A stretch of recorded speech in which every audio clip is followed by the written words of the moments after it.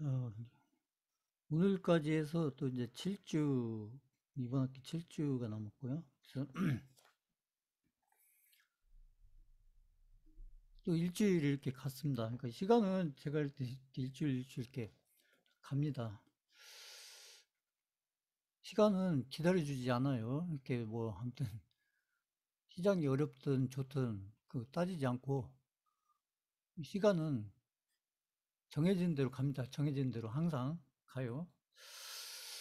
자, 그래서 투자자는 제가 늘 얘기했듯이 이제 시간을 잘 보내는 게 가장 중요한데, 지나놓고 보면 그래요. 그러니까 아무튼 저때 사놓고 기다렸어야 되는데 그걸 끝까지 들고 있었어야 되는데 중간에 포기하지 말았어야 되는데 이제 그것이 이제 답니다. 나중에 그 큰 수익이 나시는 분들은 아무튼 시간을 잘 보내는 분들이 그래서 이제 뭐 이런 교육을 받고 이런 것도 그 다른 거 없어요. 시간을 잘 보내기 위해서. 근데 이제 시간을 보내는데 아무튼 뭔가를 하면서 보내야 되니까 그게 이제 특히 이제 시장은 뭐 항상 좋았다 나쁠 때 좋을 때가 있으면 나쁠 때도 있고 또 안 좋을 때가 있으면 좋을 때가 있고 이렇게 반복하는 걸 제가 늘 얘기했듯이 사이클을 생각하면서 투자자는 그 사이클을 염두에 두고서 투자를 진행해 가는 것이고 그래서 사이클 항상 그 사이클을 염두에 두는데 항상 그 반대 사이클을 생각해야 된다. 그래서 기인은 항상 그 사이클이 안 좋을 때 개인들이 생각하는 사이클이 안 좋을 때 그건 이제 투자를 잘 모르기 때문에 아무튼 욕심으로만 욕심으로만 투자를 하기 때문에 그런 일이 생기는 거고 아무튼 그래서 제가 예전에도 말씀드렸듯이 뭐 많은 분들이 지금도 그렇잖아요. 그 미국에서 매일매일 거의 뭐 그 경제 지표가 발표가 돼요. 경제 지표가 많기도 해요. 아무튼 그 특히 막 선물 옵션 하시는 분들은 그 경제 지표 쫓아다니라고 정신 없습니다. 그냥 경제 지표. 하루에도 막 몇 개씩 쏟아지고, 뭐 미국 같은 경우는 그냥 경제 지표가 하루에도 막 중요한 그것도 중요한 경제 지표가 그냥 몇 개씩 막 쏟아지고 시간대별로 그냥 몇 개씩 쏟아지고 그냥 선물 옵션 하시는 분들은 그거 대응하느라고 정신 없어요. 그거 막 그 보면은 밤잠 못 자고 그냥 그거 대응합니다. 그런다고 막 큰 돈 버느냐 그렇지 않아요. 음. 오히려 손실이 많이 나고 나중에 보면 결과가 안 좋고 그렇게 됩니다. 그래서 이 경제 지표라는 것은 어차피 그냥 지나가는 과정 속에 있는 거고 그 경제 지표라는 것은 이게 아무튼 그 개인들이 어떻게 할 수 없는 거예요. 그 경제 지표라는 것은 좋게 나쁘든 나쁘게 나오든 그 개인들이 원하는 쪽으로 나오든 원하지 않는 쪽으로 나오든 그 개인들이 컨트롤할 수 있는 건 아무것도 없습니다.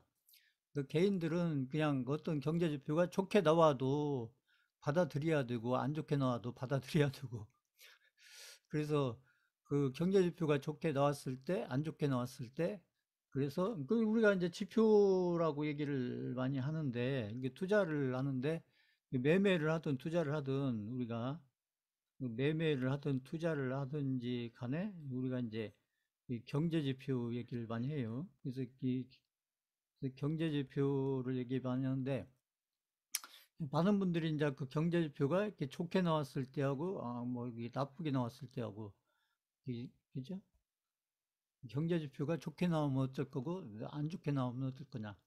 그래서 좋게 나와야 되는데 안 좋게 나오면 어쩔 거냐. 그래서 경제 지표. 그 요즘 같은 경우 경제 지표 보면은 대개가 안 좋은 경제 지표들이 거의 대다수죠. 좋은 경제 지표보다는 안 좋은 경제 지표. 지금 뭐 어떻게 보면 음? 우리가 그 명리학에서 막 삼재 얘기하는데 좀 안 좋은 최악의 아무튼 재료가 세 개가 겹쳐서 온 삼재. 29수 삼재 뭐 이렇게 얘기하는데 지금 그래요. 시장에 보면은 그 최대 악재 세 개가 지금 와 있는 상태입니다. 보면 그 가장 안 좋다는 그 전쟁. 제가 늘 얘기한 투자에서 가장 안 좋다는 전쟁. 그렇죠? 투자에서 가장 안 좋다는 이 전쟁. 전쟁하고 이것도 큰데 그다음에 이제 전염병. 이 전염병도 엄청 이게 안 좋은 거죠.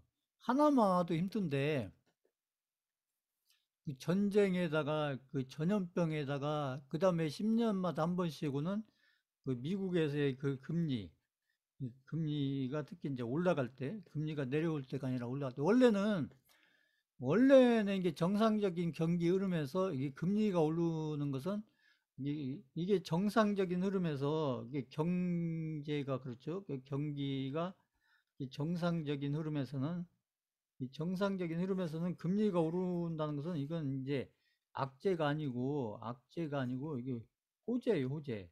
호재인데 지금 같은 경우는 이제 금리가 이게 정상적으로 오른다기보다는 이게 작년에 2년 전에 코로나 때문에 그 많은 돈을 시장에 풀어놨기 때문에 그 돈을 컨트롤하는 의미로 금리를 그도 그 역대 없었던 그런 빅스텝, 아무튼 막 0.75포인트 이렇게 큰 포인트로 올리다 보니까 이게 금리 올리는 이 부분이 지금 현재 상태로서는 이 금리 오르는 걸 또 어떻게 보면 호재보다는 이 악재, 호재가 아니고 악재로 작용을 하고 있다. 그래서 이게 전쟁, 이 중에 하나만 이게 다 이게 큰 겁니다. 큰 거. 이게 전쟁이라는 이것도 큰 거고, 전염병도 큰 거고, 근데 금리가 이렇게 큰 폭으로 오르는 거. 어떻게 보면 이게 금리 오르는 것도 어떻게 보면 2년 정도 걸쳐서 올라가야 될 폭을 그냥 한 두세 번에 올려버리는, 어떻게 보면 지금까지 보지 못했던 어떤 뭐 그런, 물론 이제 2년 전에 코로나라는 어떤 생각지 못했던 큰 어떤 그 전염병이 오면서 그 세계 경제가, 우리 대한민국도 마찬가지지만 세계 경제가 그냥 망가져 버렸기 때문에 인프라가 망가진 거죠, 인프라가. 그러니까 이 코로나 때문에 그 경제에서 가장 중요한 그 물류 쪽의 인프라가 다 무너져 버렸기 때문에 그래서 그 부분에 아무튼 그것을 지금 이제 이세 가지를 다 지금 겹쳐서 지금 오고 있는데 그래서 경제 지표는 지금 좋은 게 없어요. 지금서는 지금 상황이 이러니까 지금 우리나라 같은 경우는 어떻게 보면 이제 그 수출 내수보다는 수출, 경제가 어떻게 보면 내수보다는 수출이 거의 한 90% 이상, 그 내수가 한 10% 정도면 그 수출이 90%. 그 수출이 우리가 잘 되려면은 결국은 이제 수출이 잘 되려면 다른 거 없어요. 그 세계 경기가 좋아야 되는데 이 세계 경기가 좋아야 우리가 수출을 많이 해서 이게 돈을 많이 벌어 들일 수가 있는데 지금 2년 전에 그 코로나 때문에 아무튼 이 인프라가 그 세계적인 경제 인프라가 특히 이제 인프라라는 것은 어떤 물류를 얘기하는 거죠. 물류.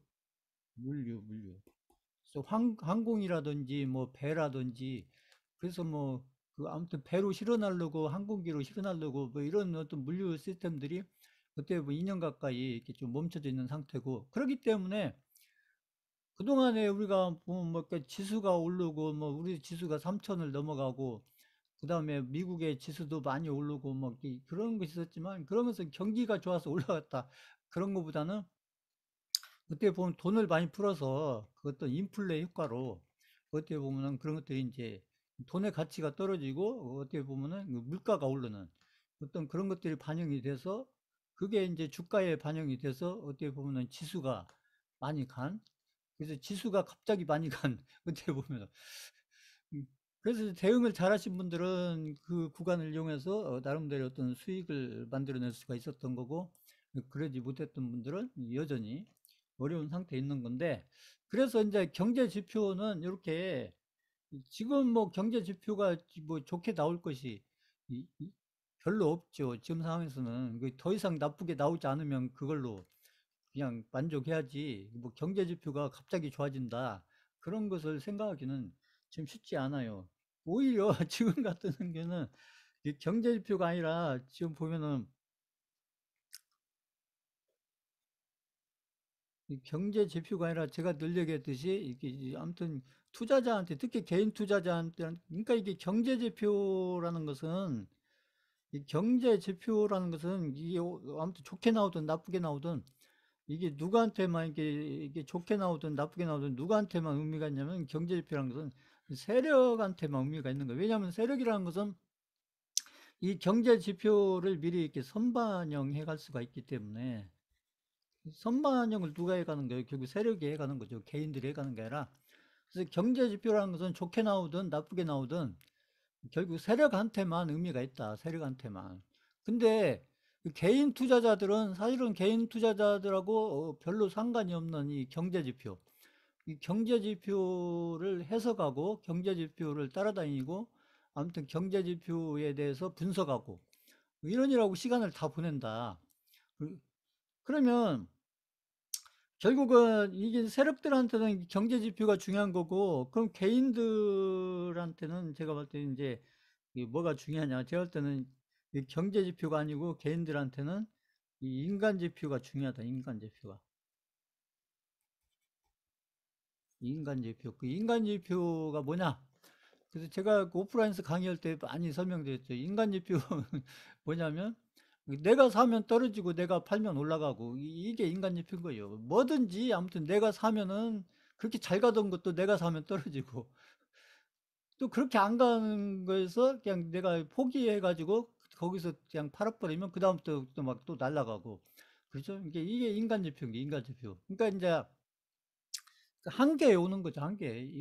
그 개인들은 이게 그 인내의 한계가 없기 때문에 참아야 되는데, 끝까지 참아야 되는데, 끝까지 참지를 못하고, 그냥, 그렇죠?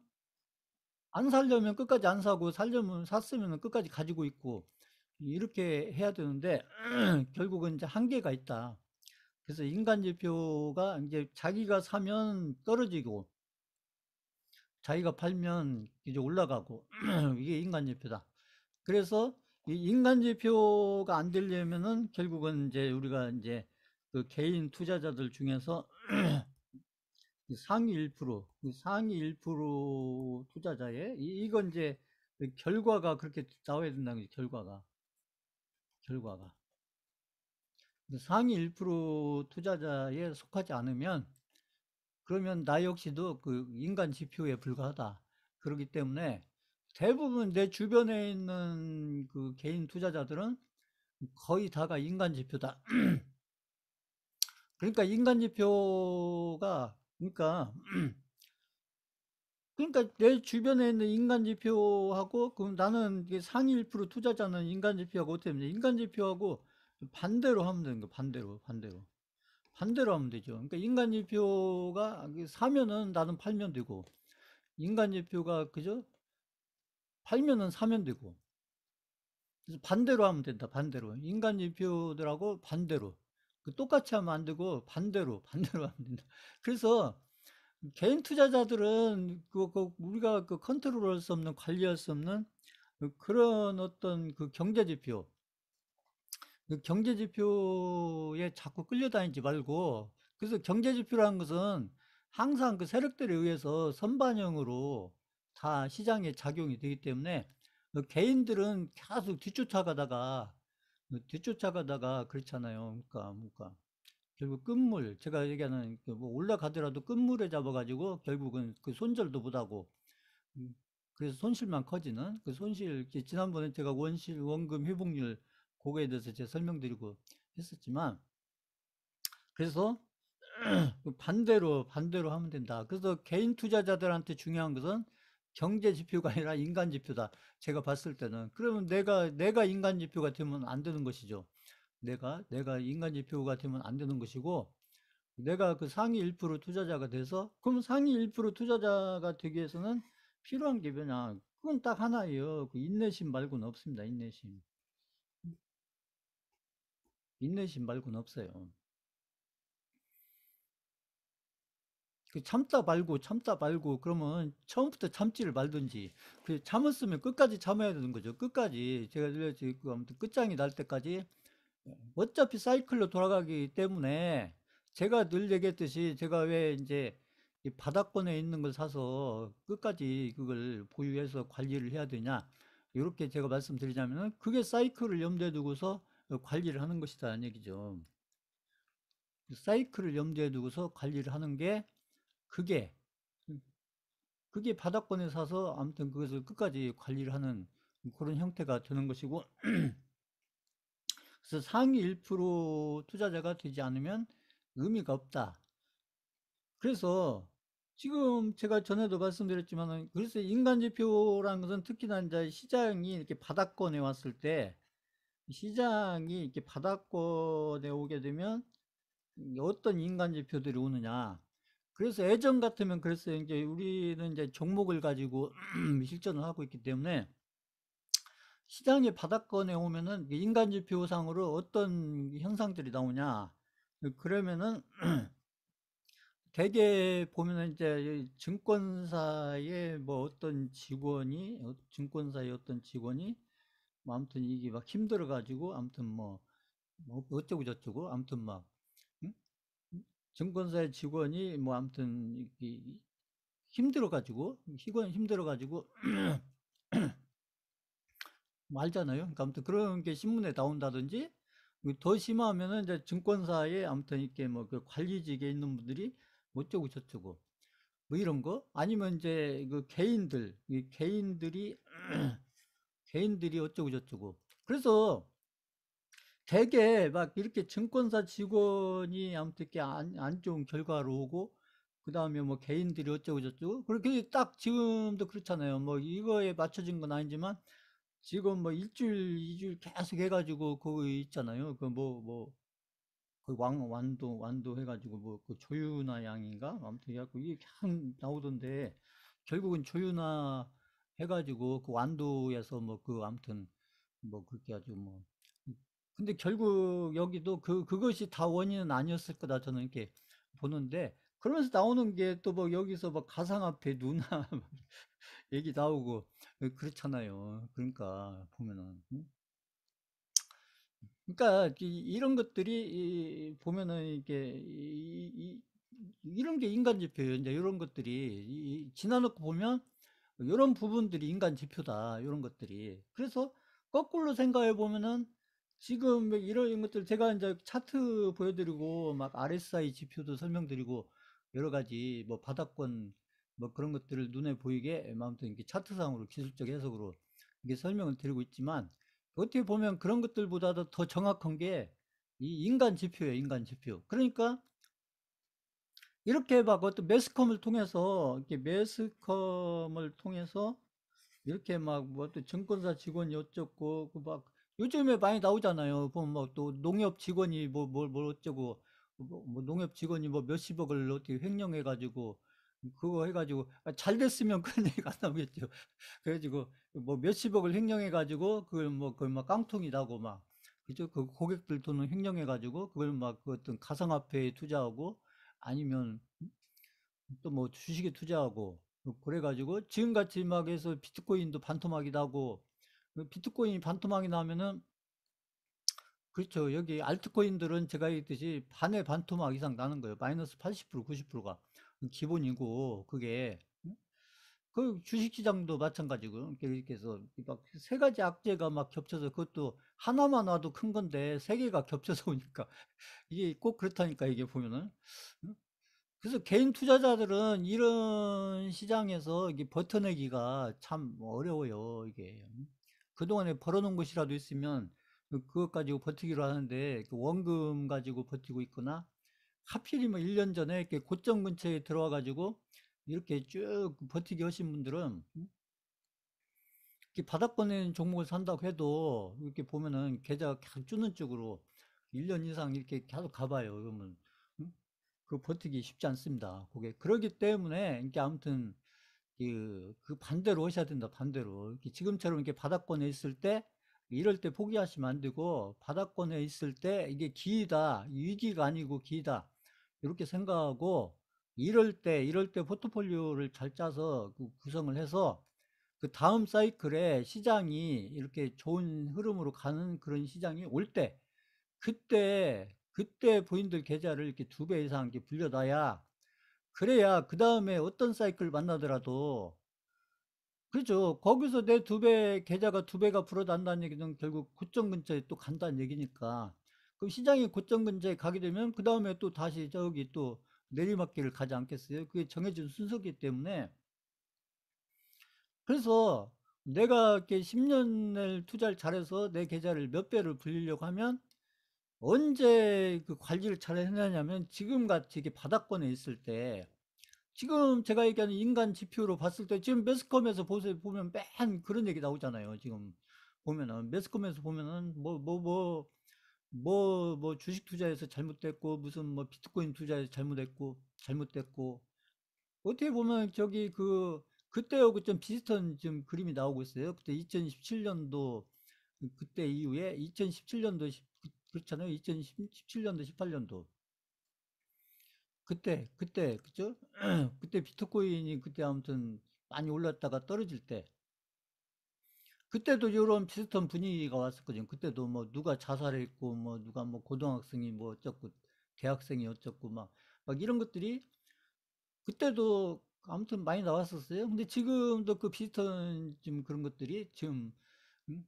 지금 불과 한 3, 4년 만에 또 이제 이렇게 지금 나오고 있는데 그래서 제가 얘기했죠. 지금 사이클이 굉장히 빨라졌다고 지금 보면은 이 코로나 뭐 그런 것들 때문에 그런지 어쩐지 모르겠지만 그 사이클이 굉장히 올라가는 사이클도 빨리 오고 떨어지는 사이클도 빨리 오고 그래서 아무튼 투자는 어차피 아무튼 이렇게 특히 이제 올라갈 때가 문제가 아니고 그 내려올 때가 문제인데 고점 그래서 가장 고생을 많이 하는 분들이 어떤 분들이냐면 제가 늘 얘기했듯이 이렇게 고점 근처에서 들어가신 분들이 여기 고점 근처 고점 근처, 여기 고점 근처. 고점 근처 가서 들어오시면, 여기 우리나라 지수가 이렇게 3,300까지 갔다가 지금 내려왔는데, 여기 3,000 위에서 이렇게 시작하신 분들, 3,000. 3,300은 아니더라도 3,000 위에서 시작하신 분들, 그 3,000 위에서 시작하신 분들은 아무리 포트폴리오를 잘 짜서 관리를 한다고 해도 시장이 계속 내려가는데 어떻게 계좌가 불어날 수가 있겠어요. 계좌가 반토막, 반토막이 안 나면 다행이지. 그러기 때문에 지금 같은 시기 이렇게 막 그 경제 지표로 봐서도 지금 좋은 어떤 경제 지표가 나오기가 어렵고 지금 인간 지표로 봐도 맨 그런 것들만 나오고 그러면 지금 경제 지표로 봐도 그렇고 인간 지표로 봐도 됐고 그리고 우리가 또 기술적으로 여러 가지 지금 그 살펴보면 다 지금 RSI가 지금 바닥권을 만들고 있잖아요. 이따가 또 차트 보여드리면서 제가 설명하겠지만 제가 얘기하는 RSI가 막 구덩이를 막 파고 있잖아요. RSI가 시장도 구덩이를 파고 있고 그다음에 종목들도 그 삼성전자를 비롯한 여러 가지 종목들도 이 구덩이를 파고 있고 그러고 있기 때문에 지금 같은 경우가 나중에 사이클이 이제 올라가는 사이클로 가서 나중에 올라가는 사이클을 저기 고점 근처 가서 보면은 지금처럼 이렇게 경제 지표도 막 바닥권을 만들고 있고 인간 지표로도 아무튼 안 좋은 그런 얘기들이 앞으로도 몇 개 더 나오지 않겠어요. 그걸로 제가 봤을 때는 몇 개 더 나올 것 같은데 뭐가 나올지 모르겠지만 아무튼 지금 그런 그 상황 속에 있기 때문에 지금 같은 시기가 이렇게 투자를 잘 하시는 분들한테는 또 상위 1% 투자자가 되려고 하는 이런 개인 투자자. 그래서 제가 늘 얘기하는 거예요. 개인 투자자들은 본인들이 상위 1%에 들어가지 않으면 의미가 없다, 의미가. 그러니까 늘 벌었다 까먹었다. 계속 그걸 반복하는 거고, 응? 안 하려면 끝까지 안 하든지, 하려면 끝까지 하든지, 이게 둘 중에 하나밖에 없는 거예요. 그냥 하다가 말다, 그러면 그냥 버는 것도 없고, 버는 것은 없고, 그냥 계속 손실 보는 것만 계속 누적이 돼가는 거예요. 버는 것은 없고, 수익 내 가지고 쌓여가는 것은 없고, 계속 그 손실만 쌓여가다, 손실만. 거꾸로 하니까, 제가 늘 얘기했듯이, 그걸 반대로 하기 때문에, 지금 같으면은 누가 투자를 하고 싶겠어요, 지금 같은. 그래서 지금 개인들도 지금 엄청 떠나고 있고, 그렇잖아요. 개인들이 주식시장에서도 떠나고 있고, 지금 보면 막 또, 은행에 적금 예금 지금 그렇죠. 이것도 신호예요, 신호. 보면 은행에 이렇게 적금 예금으로 돈이 물린다. 적금 예금으로 돈이 물린다. 그러면 이 돈이 어디서 나왔겠어? 어디서? 그러면 개인들이 가지고 있던 돈이 어디서 나와서 이게 적금 예금 돈이 따로 있었난 얘기죠. 아니죠. 그러니까 이 돈이 어디서 나왔겠어요? 그럼 결국은 이제 주식시장에서 결국 손절을 하겠죠. 손절을 하고 그다음에 코인 시장도 안 좋으니까 비트코인을 비롯한 이 코인 시장도 안 좋으니까 여기도 손절을 하고. 그렇죠. 이게 주식시장에서 손절하고 그 아무튼 손절을 하면 아무튼 돈이 나오니까 이 돈이 결국 주식시장을 떠나고 그 코인 시장을 떠나서 적금 예금으로 간다. 얘기가 되는 거죠. 그러니까 이것도 이렇게 주식시장을 떠나고 이것도 돈을 벌고 떠나는 게 아니고 제가 꼭 하는 얘기예요. 아니 주식시장을 떠나려면 저기 고점 근처에서 떠나지 왜 꼭 바닥 근처에서 떠나느냐는 얘기예요. 떠나려면 고점 근처에서 돈을 좀 벌고 많이 벌고 고점 근처에서 떠나지. 코인도 마찬가지이고요. 비트코인도 떠나려면 저기 고점 근처에서 돈을 벌고 떠나지. 왜 떠나더라도 손절을 하고 돈을 잃고서 그러고서 시장을 떠나느냐. 이게 왜 반대로 하느냐 이 얘기죠. 그런데 고점 근처에 가면은 또 떠나기가 싫거든요. 그때는 오히려 돈을 더 갖다가 응? 벌은 것 플러스 돈을 갖다가 더 늘려서 하고 싶지. 응? 자, 그래서 어떻게 보면 그 개인들의 돈이 이 개인들 돈이죠. 세력들 돈이 아니고 개인들 돈이 이렇게 은행에 적금 예금으로 온다. 이것도 바닥권에 대한 신호다. 아니, 바닥권에 대한 신호다. 이게 바닥권에 대한 신호다. 이게. 근데 나중에 저기 또 고점권에 가면 이때는 또 반대 얘기가 나와요. 반대가 뭐 어떻게 나와요? 그때 은행에서 적금 예금을 깨가지고 이게 주식시장으로 온다. 이렇게 반대로 온다고요. 반대로 그때는 응?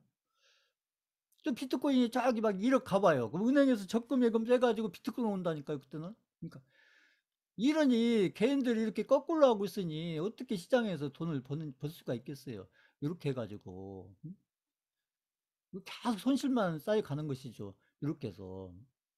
그러면서 이제 뭐라고 해요? 이렇게 이제 은행 이렇게 주식 손절하고 또 코인 손절하고 그 돈 가지고 이제 반에 반토막 나온 돈 가지고 적금 예금 들어가야 그 금리가 몇 푼이나 붙겠어요. 거기 가가지고. 그 여기서 그 주식시장이나 코인 시장에서 또 막 매매해가지고 막 그 반토막 내느니 그 원금이라도 지켜서 아니 이렇게 떠났으면 주식시장, 코인시장으로 다시 오면 안 돼요. 근데 문제는 또 다시 온다는 것이죠. 나중에. 그것도 언제 와요? 이 고점 근처에 가서 온다. 고점 근처에 가죠. 그 틀림없잖아요. 나중에 보면. 그러니까. 이걸 반복한다, 개인들은. 그러기 때문에 그 개인들이 또 이게 투자에 대한 공부를 한다. 그러면 꼭 언제 공부를 하느냐? 언제 고점 근처 가서죠. 고점 근처 가서. 응? 고점 근처. 그럼 고점 근처 가서 공부하면 뭐예요? 막 이것도 사야 된다, 저것도 사야 된다. 맨 살 것이 많죠. 살 것이. 왜냐면 고점 근처니까. 저것은 2배 올랐고, 저것은 막 1배 올랐고, 저건 3배 올랐고, 막 그러니까 그 개인들은 오른 걸 사야 되니까, 오른 걸 사야 되니까 사야 될 게 얼마나 많아요. 고점 근처 가서 현금 들고 있으면. 응? 저 2배 오른 거 저것도 사야 되고, 3배 오른 거 저것도 사야 되고, 그러니까 막 사야 될 것이 널려져 있죠. 널려져 있거죠. 그러니까. 자, 그래서 개인들은 이 사이클을 반대로 쫓아다니면서 그 투자를 결정하기 때문에 결국 그 경제 지표가 문제가 아니고 본인들 스스로 그 인간 지표가 돼서 이게 움직이고 있고 그래서 그 경제 지표 굳이 그런 거 해석할 필요 없어요. 그냥 인간 지표를 보면 답이 딱 나온다니까요. 인간 지표를 보면. 그렇기 때문에 그래서 문제는 내가 인간 지표가 되면 안 된다는 것이죠. 내가 인간 지표가 되면 그 아무 의미가 없는 것이고, 그래서 주변 분들을 이렇게 잘 보시면서 그 주변 분들하고 반대로 하면 된다. 그래서 주변 분들하고 상의하면서 하지 말라. 인간 지표들하고 상의해가지고 무슨 투자를 좋은 결정을 할 수가 있겠어요. 인간 지표들하고 상의를 해서. 그렇잖아요. 상위를 하려면 그 상위 1%에 있는 그 개인 투자자들하고 아무리 그 개인 투자자라고 해도 문제는 이제 자기 주변에 상위 1%에 속하는 개인이 한 명이라도 있느냐. 그게 문제가 되겠죠. 그러니까 맨 주위에 인간 지표만 그냥 수십 명, 수백 명 있다. 자기 주변에 인간 지표들만.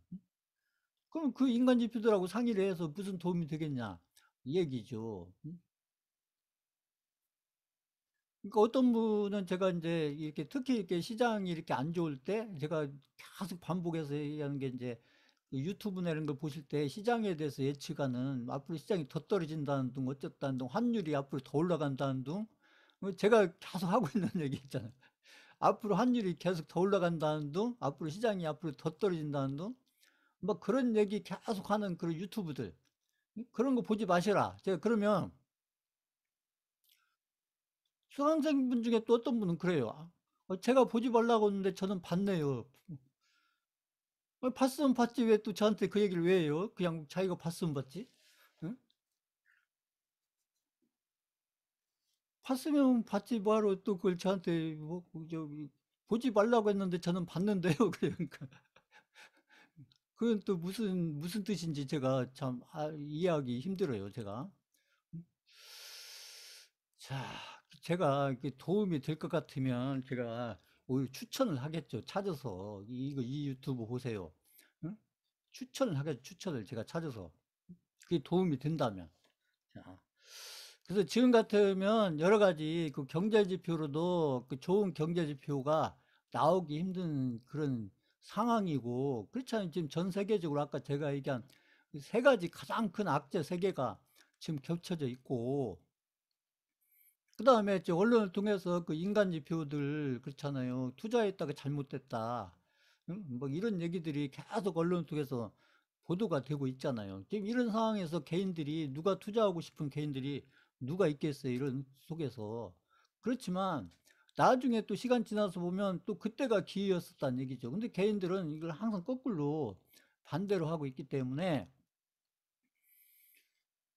그게 문제다, 그게. 그래서 지금 같은 시기가 어떻게 보면은 그 개인 투자자들이 투자에 대해서 그 제대로 공부를 해야 될 그럴 때인 거예요. 근데 이제 이럴 때 공부해도 지금 같은 시기에 제가 왜 그 기술적인 그 해석에 대해서 제가 진도를 지금 안 나가냐면 지금 제 기술적인 해석에 대해서 제가 설명해 봐야 머릿속에 하나도 안 들어가요. 그 기술적인 해석은 언제 머릿속에 쏙쏙 들어오냐면 시장이 나중에 많이 올라가서 막 자기 계좌가 막 해서 50%도 나 있고 막그 아무튼 종목들이 막 휙휙 날아가고 이랬잖아요. 그래서 나중에 막 시장 막 지수도 막 올라가고 지수도 막 강세장으로 올라가고 응? 이럴 때 그래서 종목들도 막 이렇게 막좀막 두 배짜리 세 배짜리 이런 종목들이 많이 나올 때 그럴 때 기술적 해석에 대해서 제가 그 교육을 시켜드리면 그런 것들은 머릿속에 쏙쏙 들어와요. 그런데 지금 같은 시장에서는 아무리 그런 거 설명해봐야 머릿속에 들어오는 거 없어요. 지금 보면 뭐 종목들 중에 뭐 그렇게 막 몇 배씩 하는 종목도 지금 나오지도 않고 있고 지금 시장이 그러니까 어떻게 보면 이런 상황 속에서 뭐 기술적인 해석에 대해서 제가 뭐 이평선이 어쩌고 무엇이 어쩌고 막 거래량이 어쩌고 설명해봐요. 그게 머릿속에 들어오겠어요? 하나도 안 들어온다고요, 하나도.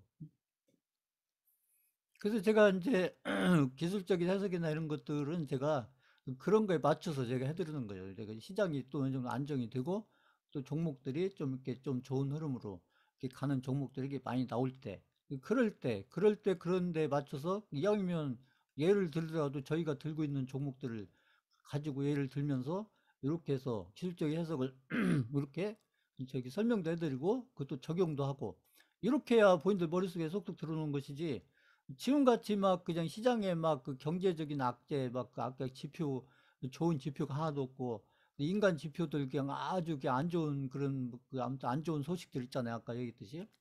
그죠? 뭐 그런 것들이 쌓여 있는 이런 상황에서 뭐 기술적인 해석에 대해서 제가 설명드려봐야 그게 뭐 머릿속에 하나도 안 들어오죠. 그게 들어올 리가 있어요, 그게.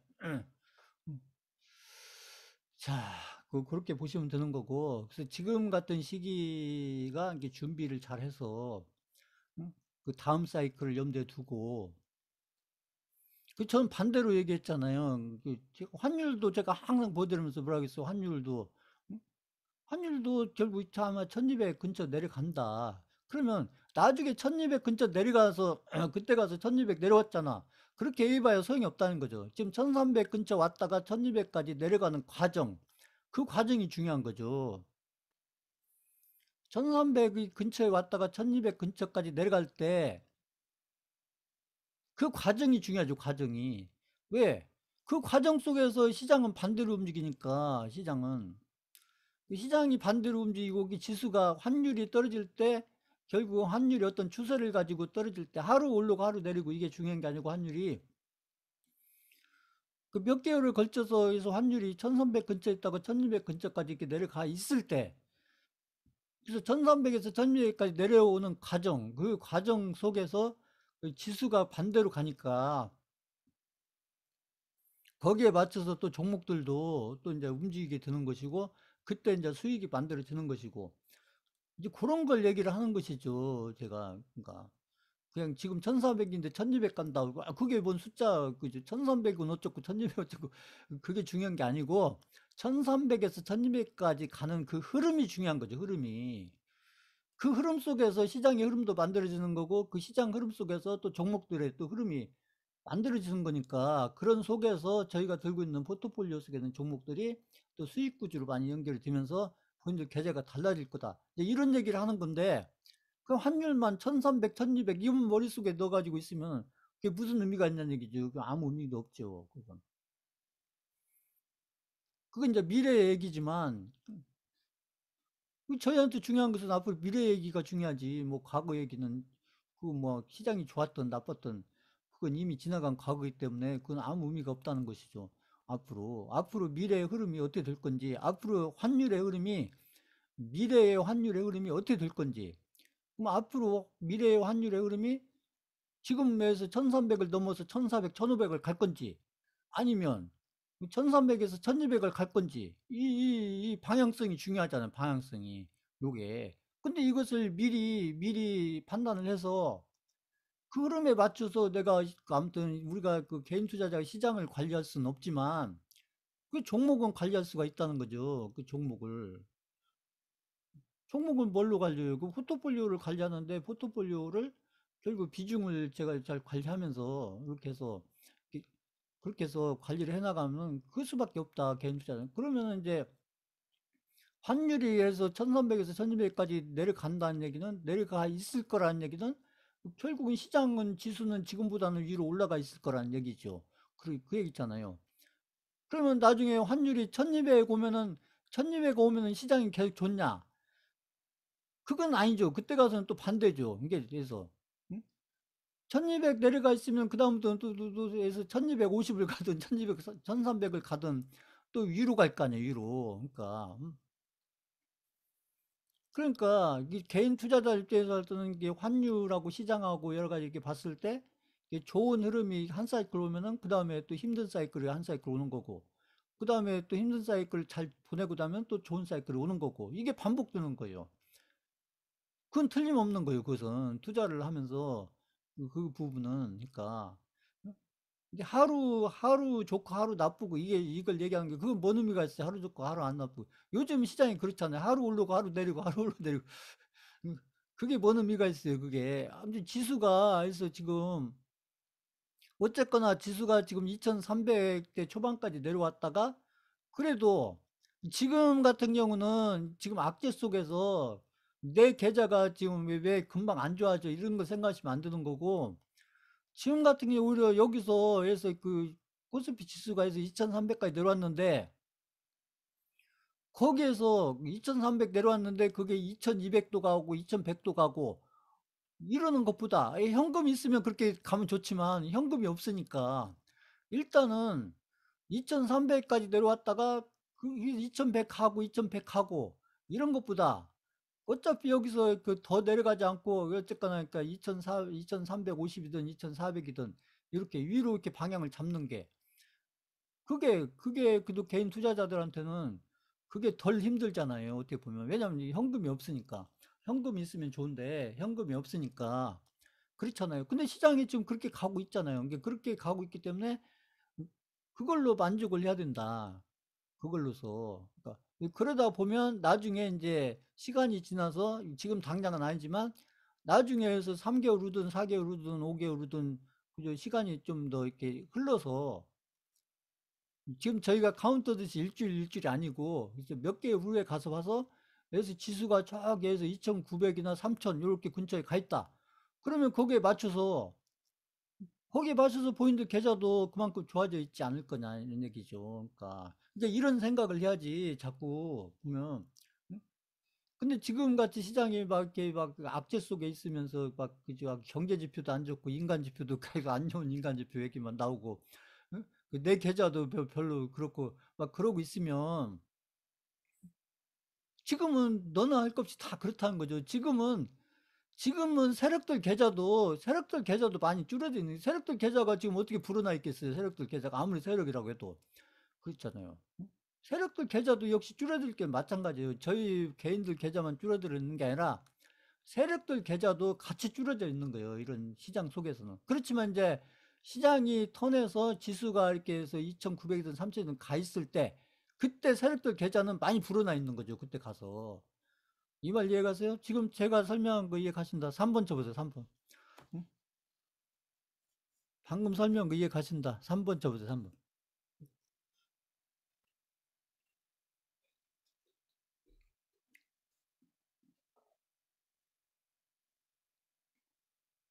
그러니까 지금 같은 경우는 계좌 보고, 응? 어제는 내 계좌가 이랬는데 오늘은 왜 이것밖에 안 달라졌어? 이렇게 생각하시면 안 되는 거고. 그래도 코스피 지수가 저기 한 그래도 그 3천은 못 넘어가도 여기서 한 2,900이나 아무튼 3천 근처 가 있으면 그러면 내 계좌도 거기에 맞춰서 많이 좋아져 있겠지. 이렇게 생각을 해야지. 응? 어제 보고 오늘 보고 또 내일 보고 이렇게 해서 내 계좌가 왜 확 빨리 안 달라지는 거야. 이렇게 생각하면은 힘들다는 거죠. 개인 투자자들이. 적 보면. 그 시장도 계속 올라오는 것도 아닌데, 시장도 하루 오르고 하루 내리고 하루 오르고 하루 내리고 이러는데, 그렇잖아요.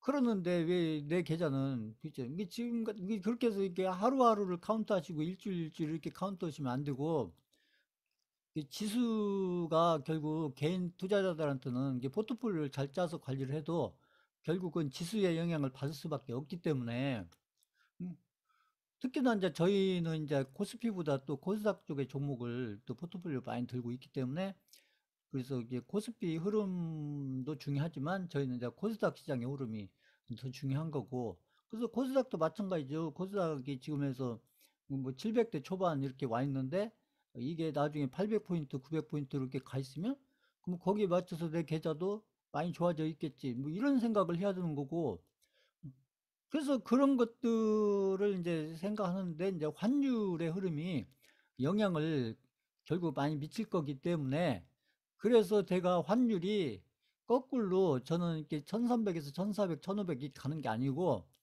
환율이 저는 아마 연말쯤, 한 11월, 12월 한 연말쯤 이 얘기는 제가 몇 번 얘기했잖아요. 그때쯤이면 환율은 아마 1200대 근처에 갔을 거다.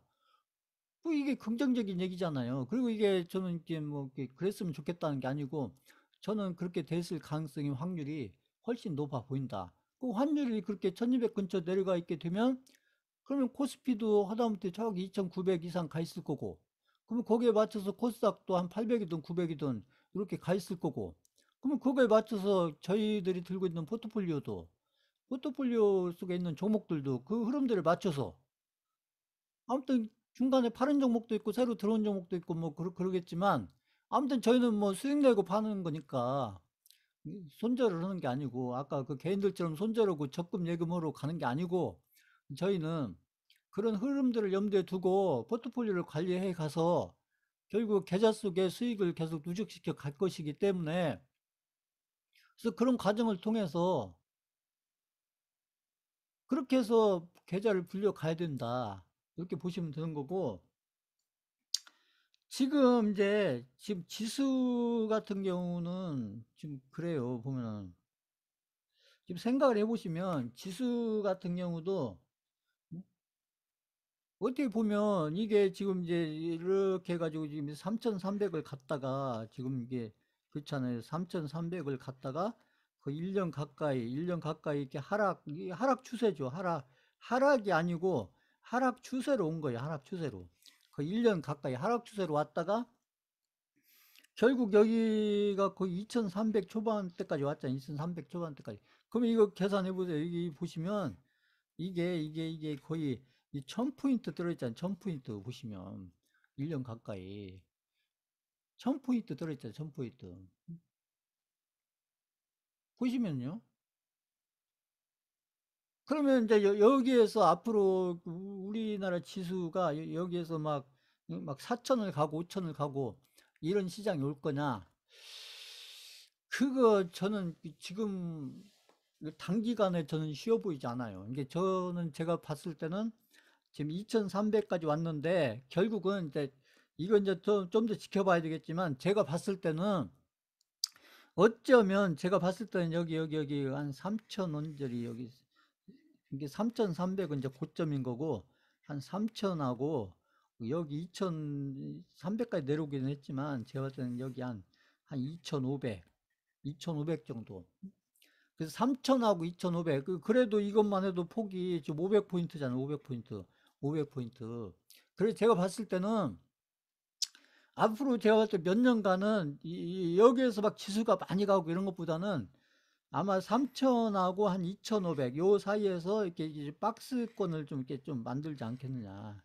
이렇게 박스권을 만들지 않냐. 지수가 여기서 막 해서 막 4천을 가고 5천을 가고 막 이런 어떤 지수장보다는 그래서 이런 지수장, 이게 아무튼 코스피 지수가 막 4천도 가고 5천도 가고 이렇게 지수가 갈 때, 이럴 때 지수가 이렇게 막 해서 이렇게 막 갈 때는 이럴 때는 종목들이 주로 어떤 종목들이 주로 움직이냐면 이럴 때는 이제 주로 성장주들이 움직이는 거예요. 성장주들이 움직인다. 성장주들이 움직인다. 근데 저희가 그 대선주를 하는 동안에 사실은 저희가 대선주를 하는 동안에 저희는 이제 대선주를 한 3년 정도 이렇게 하는 동안에 저희는 주로 이제 개별주를 가지고 주로 포트폴리오를 했었지만 사실은 저희가 대선주 하는 동안에 그 동안에 보면 어떻게 보면 이렇게 2000선에 있었다가 계속 10년 가까이 이렇게 어떻게 보면 지수가 거의 2000, 그죠? 여기 사이에 제가 늘 얘기했던 2000을 놓고 한 1800에서 2200, 요 사이. 어떻게 보면 이 폭으로 따지면 이게 한 400포인트죠, 400포인트. 400포인트. 그래서 요렇게 이게 박스장이죠, 이게 박스장. 이런 걸 박스장세라고 해요, 박스. 지나간 얘기지만 박스장입니다. 그래서 이런 시장 흐름이 몇 년을 갔냐, 이게요. 이게 거의 10년을 간 거예요. 10년을. 그렇죠. 이게 2007년부터 2016년도 전까지 거의 10년이잖아요. 10년. 10년을 이렇게 갔었다니. 이렇게 시장이. 그러니까 이런 시장 흐름 속에서는 어떤 성장주들이 막 이렇게 몇 배씩 가는 게 어려운 거예요. 이런 시장에서는. 그러니까 이럴 때는 어떻게 보면 이럴 때는 이럴 때 막 삼성전자가 몇 배를 가고 막 해서 제가 얘기한 셀트리온이 몇 배 가고 이런 게 안 나오잖아요. 이런 장에서는 없었어요. 이런 게 이럴 때는 없었다가 제가 얘기하는 2016년도부터 제가 얘기했던 사실은 2016년도부터 여기가 이제 2200잖아요. 여기서 이렇게 3천 최소한도 3천을 넘어갈 흐름이 언제부터 시작이 됐었냐면 2016년 1월부터 시작을 한 거예요. 2016년 1월부터. 그래서 2016년 1월부터 이렇게 3천 최소한도 3천을 넘어가는 이런 흐름. 그러니까 2000 여기 2000이잖아요. 2000에서 여기 평균으로 보면 2000에서 3000까지 이게 1000포인트잖아요. 1000포인트. 1000포인트. 그래서 2000에서 3000 가는 동안에 이럴 때는 우량주 중에서 제가 얘기하는 두 배에서 많게는 한 다섯 배까지 두 배에서 다섯 배까지 가는 종목이 그래도 몇 종목은 나온다. 몇 종목은 나온다. 그게 나왔잖아요. 우리나라 지수가 여기 2000에서 3000, 그죠? 2000에서 3000, 1000포인트 가는 동안에, 1000포인트 가는 동안에 우량주 중에서 1000배, 두 배에서 다섯 배 가는 그런 종목. 이게 이제 이게 성장주인 거죠. 성장주. 성장주. 그 대표적으로 어떤 종목이 있었냐? 그 제가 했잖아요. 이게 삼성전자가 그렇게 갔다는 거예요. 삼성전자. 그리고 저희가 했던 셀트리온이 이렇게 갔었고, 셀트리온 갔었고, 그리고 제가 계속 얘기하는 카카오가 그렇게 갔었다. 카카오가 그렇게 갔었다. 보세요. 삼성전자, 셀트리온, 카카오, 플러스 여기에 이제 한두 종목. 그쪽 LG화학이라든지, 뭐, 삼성 SDI라든지, 이렇게 한 두세 종목? 그리고 이게 단 거, 이게 다, 요게 답니다. 요게 다예요, 요게. 그래서 제가 얘기하는 거예요. 근데 이런 동안에, 이런 동안에 저희는 뭘 했냐면, 저는 이게 대선주를 했다는 거죠. 대선주를 했었다. 근데 저희가 만약에 대선주를 안 했으면, 저는 대선주를 안 했으면 어떤 종목에다가 저는 올인했냐? 저는 카카오에다 올인했을 거라는 카카오에다. 대선주를 안 했다면 카카오에 저는 올인했다. 카카오에. 카카오 얼마 때? 카카오 2만 원일 때, 2만 원일 때 저는 올인했다. 우리 2만 원일 때. 2만 원일 때.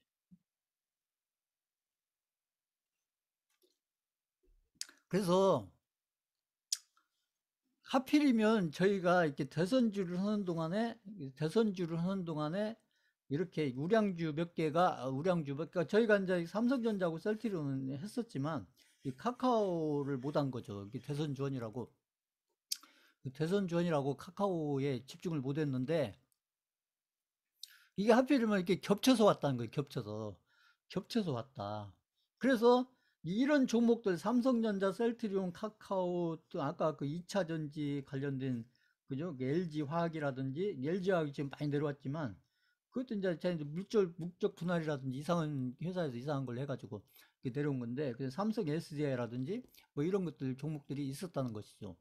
그러니까 우량주 중에서 그래서 어떻게 보면 이렇게 그 10년 가까이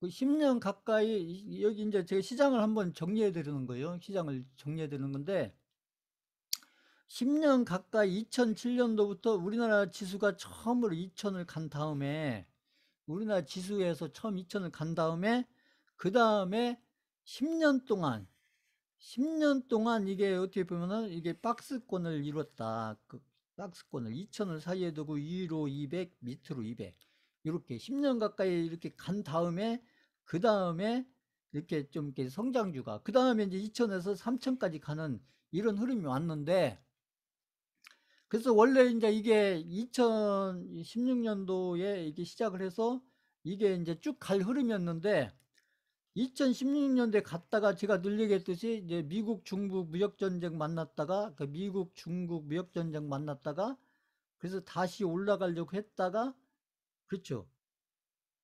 여기 2600을 갔다가 제가 늘 얘기했듯이 2600을 갔다가 이때 미국 중국 무역 전쟁만 아니었으면 이때 3000을 갔어요. 이때 3000을 가는데 이 미국 중국 무역 전쟁을 만나는 바람에 그 여기서 2600을 갔다 꺾였다가 다시 가려고 했는데 여기에서 이제 또 코로나를 만났다는 거예요. 코로나를 만나가지고 여기에서 3000을 간 게 아니라 반대로 1450까지 왔다가 1450까지 왔다가 그 다음에 3000을 넘어갔다. 3000. 그래서 어디까지 갔냐? 3300까지 갔다. 3300까지 갔다. 그래서 지수의 흐름으로 보면은 지금 이런 흐름으로 지금 10년 넘게 그럼 최근에 지금 몇 년치를 정리해 보면 시장의 지수가 지금 이런 흐름으로 왔는데 그러면 이제 중요한 것은 그러면 지금부터 해서 앞으로의 그 지수 흐름은 어떻게 될 거냐? 이게 중요한 거죠, 저희한테는. 앞으로의 지수의 흐름은 어떨 거냐? 지수의 흐름. 이제 이거에 대한 판단을 어떻게 하고 거기에 맞춰서 이제 어떤 포트폴리오를 구성해서 가느냐. 이제 이게 중요한 건데 지금 이제 제가 봤을 때는 지금 어쨌거나 지금 아까도 했지만 이렇게 이제 3,300까지 갔었다. 3,300까지 갔다. 3,300까지 갔다가 지금 지금 2300, 이 1000포인트 들어왔잖아요. 1000포인트. 1000포인트. 1000포인트 마이너스가 났죠? 그것도 1년 이상 걸쳐서 이렇게 나왔는데, 그러면 지금부터는 앞으로 아무튼 5년에서 10년 지수 흐름은 어쩔 거냐. 이제 뭐 기간까지는 뭐 정확히 알 수는 없지만, 이게 지금 이제 시장이 좀 정상적인 시장이 아니라서 보면, 이제 지금부터 시장이 어떤 흐름으로 갈 거냐, 이렇게 이제 판단을 해보는 게 저는 중요하다고 보는데, 제가 봤을 때는 이제 아까도 했지만은 이제 이게, 어, 여기 이것보다는 조금 높은데, 그래서 한 2000, 한 500에서 2500에서 이것보다 좀 낮은 거, 그래서 한 3000, 그죠? 이것보다 좀 높게, 이것보다 좀 낮게. 그럼 이게 한 500포인트 되잖아요. 500포인트. 500포인트. 500포인트. 그러면 여기 중간쯤 보세요. 이게 중간쯤. 이게 중간쯤. 이렇게 선을 그어보는 거예요. 나름대로 그림을 그려보는 겁니다. 이렇게 해서.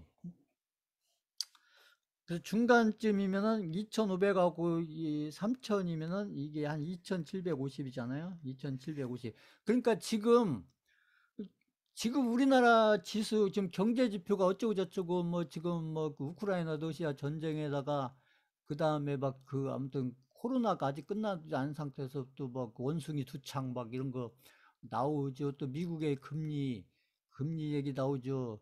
그러니까 우리 금리도 같이 올리죠. 지금 이렇게 해서 지금 나오는데, 제가 봤을 때 우리 시장에 지금 상황에서 우리 지수가 지금 여기 와 있잖아요. 여기 와 있는데, 오늘 지금 지수가 얼마나 끝났는지 모르겠는데, 아무튼 지금 여기 밑에 있잖아요. 지수가 밑에 있는데, 제가 봤을 때 우리나라 지수의 지금 적정 지수는 저는 한 2750 정도로 봐요. 2750 정도가 지금 저희 지금 지수의 적정 지수다.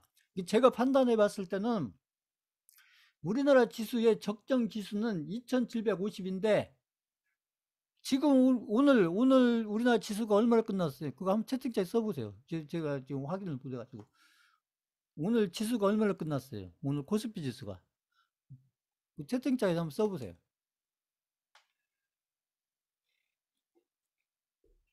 그렇죠.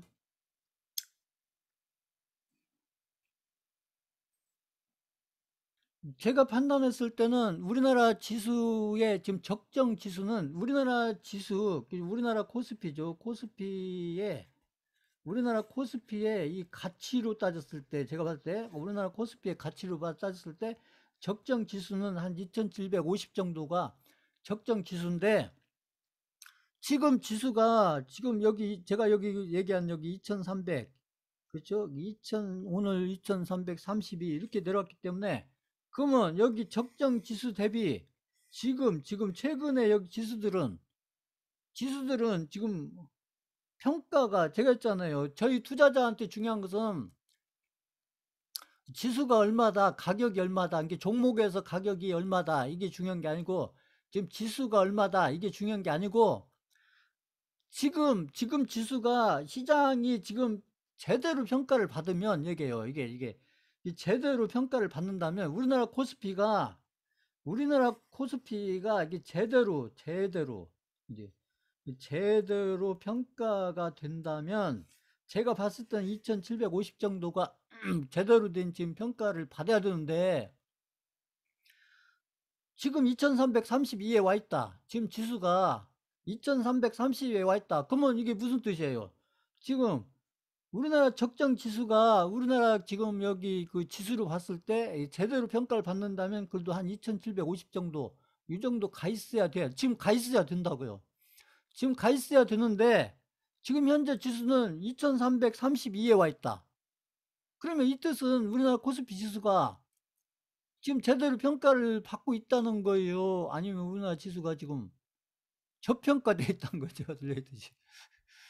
보세요. 응? 한번 써보세요. 채팅창에. 지금 우리나라 지수가. 그러니까요. 자꾸 멘탈을 본인들이 지금 아까 제가 얘기한 그런 뭐 인간 지표니 막 경제 지표니 막 이런 거 자꾸 그런 거에 휩쓸려 다니면서 환율이 어쩌고 저쩌고 이런 거에 자꾸 휘둘리면서 자꾸 멘탈을 본인들 스스로 무너뜨리지 말고, 응? 제가 보지 말라고 하는데 보고서 자기는 봤다고 또 저한테 얘기하는 분은 또 뭐고, 그러니까 저한테, 응? 무슨 의도로 그런 얘기를 하는 건지 제가, 응? 그렇죠. 여기 보지 저평가되어 있는 거죠. 저평가. 이것도요, 제가 봤을 때 2750도 제가 이것도 지금 제가 낮게 잡아서 한 거예요. 낮게 잡아서. 낮게 잡아가지고. 우리나라 지수가 제대로 평가받으면 지금 우리나라 지수가 저는 어디에 있어야 되냐? 2750에서 여기 2950. 요 구간에 있어야 된다고 본 게, 요 구간에. 우리나라 지수가. 요 구간에 있어야 맞다, 지금. 요 구간에. 제대로 평가를 한다면, 제대로 평가를 받았다면, 투자자들에 의해서 제대로 평가를 받았다면 지금 2750에서 2950을 지금 가 있어야 된다. 제가 봤을 땐 지금. 그러면 지금 수강생분들이 지금 이게 저평가, 이 저평가라고 하는데 이 저평가 상태를 누가 만들어 놨겠어요? 누가? 저평가 상태를 누가 만들어 놨겠어요? 누가요? 누가요? 저평가 상태를 누가 만들어 놨겠어요? 누가? 누구요? 외국인들이 만들어 놓은 거죠. 외국인들이. 제가 늘 얘기했죠. 코스피에서 세력은 외국인 하나뿐이다. 이걸 잊지 마세요. 코스피에서 세력은 외국인 하나밖에 없습니다. 코스피 지수를 관리할 수 있는 세력은 외국인 하나밖에 없어요. 그래서 제가 그 수급표 보여드리면서 계속 그거 짚어드렸잖아요. 코스피에서는 외국인이 샀는지 팔았는지 그것만 보면 되고, 코스닥에서는 그 기관이 샀는지 팔았는지 그것만 보면 된다. 개인이 많이 샀고 개인이 많이 팔았고 그것은 시장하고 아무 상관없다. 개인이 많이 샀던 개인이 많이 팔았던 그것은 시장의 지수하고 아무 상관이 없다. 그래서 우리나라 코스피를 관리하는 것은 외국인이고 위에 코스닥의 지수를 관리하는 것은 기관이다. 기관. 근데 기관도 우리나라 기관도 코스피 지수를 관리하고 싶지 않겠어요? 우리나라 기관들도 코스피 지수를 한번 관리해보고 싶어요. 근데 외국인들 상대가 안 됩니다. 외국인들한테 상대가 안 돼요. 상대가.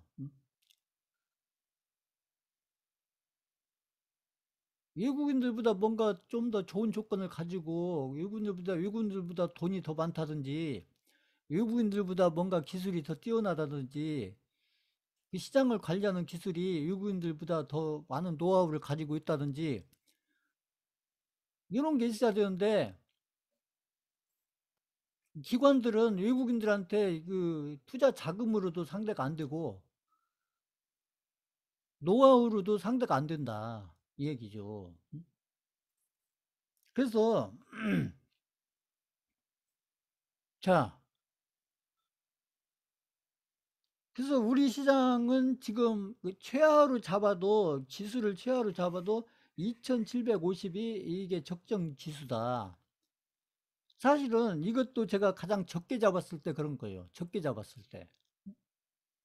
그래서 이제 제가 봤을 때는 아마 제가 봤을 때는 우리 시장이 작게는 한 5년에서 길게는 한 10년 정도 이렇게 봤을 때 우리 시장이 아마 이런 흐름을 만들지 않겠느냐, 이런 흐름을 만들지 않겠느냐. 자, 이렇게 해서, 자, 이렇게 시장이 이렇게 이제 어떻게 보면 시장이 제가 봤을 때는 박스장 형태로 갈 가능성이 높다. 박스장 형태로. 박스장 형태로 가게 되면 그러면 이제 종목이 박스장으로 가게 되면 결국은 이제 박스장으로 간다는 얘기는 이 박스장의 반대말이 뭐냐면 아까 얘기한 그거 여기 지수장. 그래서 아까 얘기했잖아요. 이게 지수장은 이제 코스피가 예를 들어 여기 3천을 넘어서 이렇게 4천도 가고 그래서 5천도 가고 이렇게 되면 결국 4천, 5천도 언젠가는 가기는 가겠지만 언젠가는 가기는 가겠지만 당분간은 제가 봤을 때 당분간은 한 5년에서 10년 정도 이렇게 봤을 때 이 당분간은 제가 봤을 때는 이게 지수장 이 지수장은 아까 제가 얘기했죠. 지수장은 아까 얘기한 게 성장주들이 갈 때다. 성장주. 그럼 성장주가 뭐 있냐? 아까 제가 얘기했죠. 그 삼성전자라든지 아까 제가 셀트리온이라든지 아까 카카오라든지 그 몇 개 얘기를 했잖아요. 그러니까 이런 종목들이 갈 때 결국 이 삼성전자, 셀트리온, 뭐 카카오, 뭐 그저 이렇게 이런 종목들이 가면서 이런 종목들이 가면서 결국은 우리나라 지수가 2,000대에 있던 것을 결국 3,000선까지 끌어올려 놓은 거예요. 3,000선까지 거의 1,000포인트를 끌어올린 거죠. 1,000포인트를 1,000포인트를 끌어올린 거죠. 1,000포인트를. 그래서 이렇게 해서 이렇게 이제 지수장이 이제 최근에 나왔기 때문에 지수장이 최근에 이렇게 한 1, 2년, 2, 3년 안에 나왔기 때문에 당분간은 제가 볼 때는 한 5년에서 10년 정도 걸쳐 가지고는 이제 지수장보다는 제가 볼 때는 박스장 형태로 갈 가능성이 높고, 그래서 박스장 형태로 간다는 얘기는 결국은 이제부터 앞으로 5년, 10년은 성장주보다는 제가 그 지난 학기인가 그 지난 학기인가도 이런 얘기를 한번 했죠. 그래서 또 이제 잊어버렸을 때도 됐고 지금 지수가 좀 이러고 있으니까 제가 이제 시장에 대해서 다시 한번 정리해 드리는데, 그래서 당분간은 성장주보다는 저는 이 가치주 중심으로 갈 가능성이 높다. 이 성장주가 아니고 가치주 중심으로 시장이 움직일 가능성이 높다. 그 시장의 어떤 지수의 흐름이 성장주가 아니고 가치주 중심으로 시장이 움직여갈 가능성이 높다. 그러니까 앞으로 이제 저희는 어떻게 보면 앞으로 이렇게 한 5년에서 10년 정도, 5년에서 10년 정도는 저희는 성장주보다도 이 가치주에 집중을 해야 된다. 성장주보다는 가치주에 집중을 해야 된다. 그러니까 지금은 괜히 막 그 우량주들, 그죠? 우량주들 막 시가총액이 큰 우량주들 이런 종목들에 그런 쪽에 자꾸 그 아무튼 집중이 돼 있으면 시장이 이럴 건데 앞으로 시장이 이럴 건데 그러면 이게 가치주라는 것은 결국 이제 여기 성장주는 아까 여기 보세요. 보면 다 시가총액이 큰 종목이었잖아요. 시가총액이 큰 종목이었잖아. 시가총액이 최소한 10조 이상, 10조 이상. 시가총액이 10조 이상인 큰 종목이었잖아요. 큰 종목. 그럼 가치주는 결국 이 박스장에서 가치주는 결국은 시가총액이 여기 성장주보다는 시가총액이 적은 종목들이 될 가능성이 높다는 거죠. 시가총액이 적은 종목들. 시가총액이 적은 종목이면서 시가총액이 적은 종목이면서 그것은 이제 성장주 때도 마찬가지고 이 가치주 때도 마찬가지지만 시가총액이 적으면서 그 다음에 이 바닥권에 있는 종목들 이건 마찬가지예요. 성장주 때도 삼성전자 이런 것까지 올라오면 당연히 바닥권을 사야 되는 거 바닥권은 제가 늘 얘기하는 바닥권을 사야 되는 건데 그 성장주를 사가지고 내가 막 두 배, 세 배, 몇 배 벌려면 반드시 바닥권을 사야 되는 거죠. 이게 가치주도 마찬가지예요. 가치주도 바닥권에서 사서 가지고 있어야 바닥권에서 사서 관리를 해야 바닥권에서 매수를 해서 그 관리를 해야 최소한 제가 얘기한 두 배 이상짜리 이런 수익을 만들어낼 수가 있다. 그렇지만 아무튼 차이가 있다면 이제 최근에 몇 년간 지수가 이렇게 그 어떻게 보면 2,000대 지수에서 3,000대 지수로 올려놨기 때문에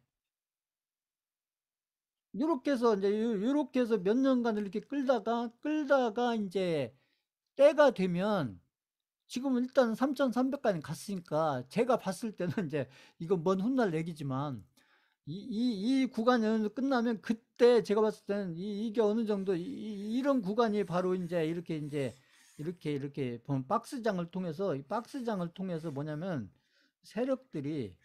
세력이라면 특히 외국인들이죠. 그 박스장을 통해서 외국인들이 뭘 하는 거냐? 시장에서 에너지를 모으는 거예요. 에너지를 모으는 겁니다. 어느 쪽으로요? 시장을 움직이는 것은 이제 이렇게 가치주를 움직이는데 세력들은 이 박스장이 끝나면 그 다음에 뭘 염두에 두냐면 이 박스장이 어느 정도 끝나고 나면 그 다음에 이제 다시 이 지수장을 염두에 두는 거예요. 지수장을. 그래서 박스장에 있을 때 세력들은 꾸준하게 여기에서 요 구간에 있을 때 어차피 외국인들은 이 자금이 크니까 제가 얘기했듯이 자금이 크니까 그러니까 요 구간에 돈을 버는 것은 이제 가치주 가지고 돈을 벌지만 그래서 가치주만 하는 게 아니라 요 구간을 이용해서 5년이 됐든 10년이 됐든 요 구간을 통해서 다음에 이제 다음 사이클에 이쪽에 이제 박스장이 지나고 나면 그 다음에 세력대 염두에 두는 것은 바로 이제 또 지수장을 염두에 둔다는 얘기죠. 지수장을 염두에 두기 때문에 이 박스장에서 돈을 버는 것은 가치주를 가지고 벌지만 그렇지만 가치주 플러스 그 다음에 여기 성장주에 대해서 아무튼 성장주에 대해서 이 가치주가 움직일 때 성장주들이 또 이렇게 많이 내려가 있지 않겠어요?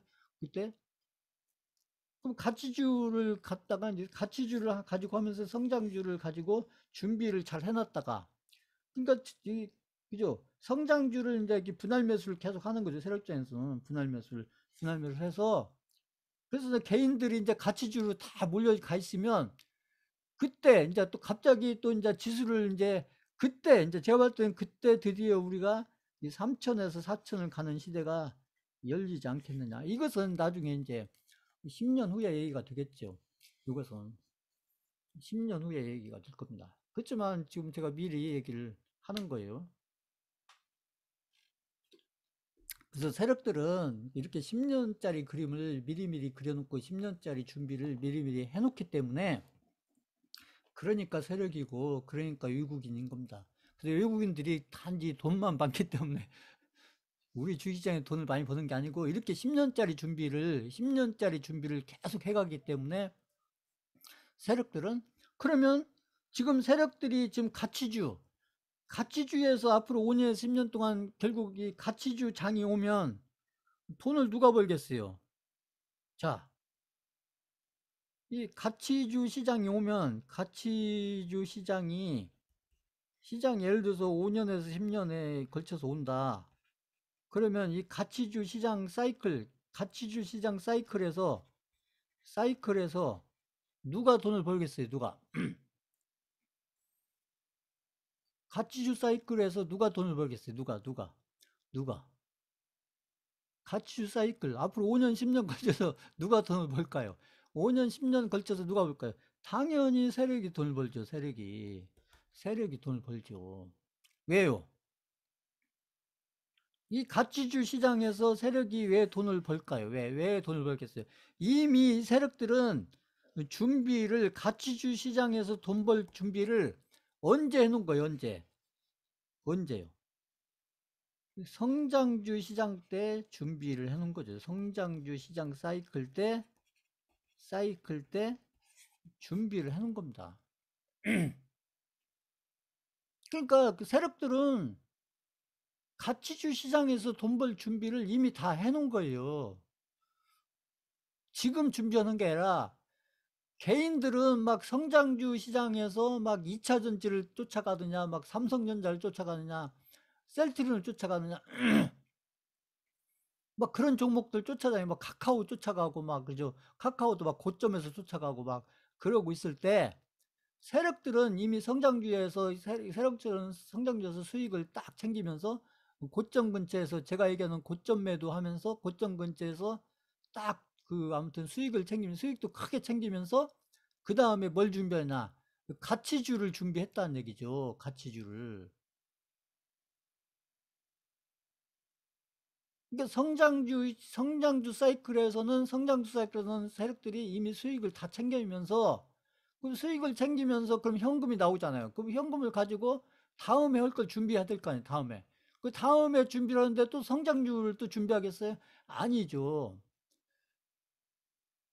뭐 가치주를 준비하는 거예요. 가치주. 가치주. 그러면 이렇게 생각해 볼 수 있겠죠? 그러면